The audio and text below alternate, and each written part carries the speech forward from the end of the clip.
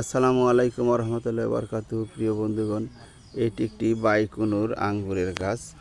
বাইকুনুর আঙ্গুর গাছের এটা মূল গাছের থেকে এটা একটা শাখা বের হয়েছে। এই শাখাতেই দেখুন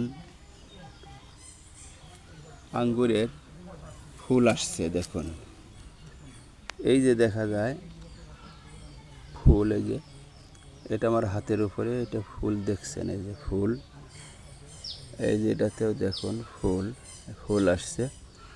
এটি আজকে সেপ্টেম্বরের 30 তারিখ 25 সাল। বাইকুনুর আঙ্গুর গাছের এটাই বৈশিষ্ট্য, ছোট ছোট গাছে ফল আসে এবং মিষ্টি আঙ্গুর। আপনারা দেখুন বাইকুনুর আঙ্গুর।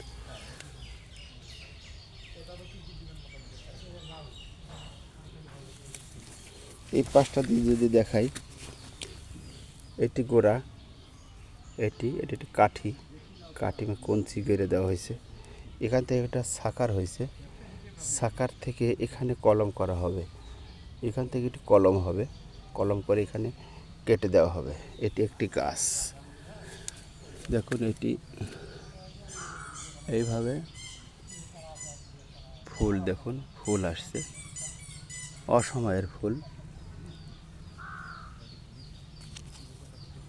এই যে ফুল, অসময়ের ফুল দেখুন।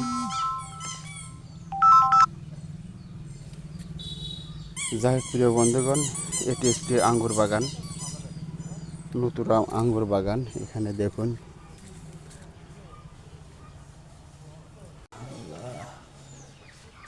জুলাই মাসের 30 তারিখ, অর্থাৎ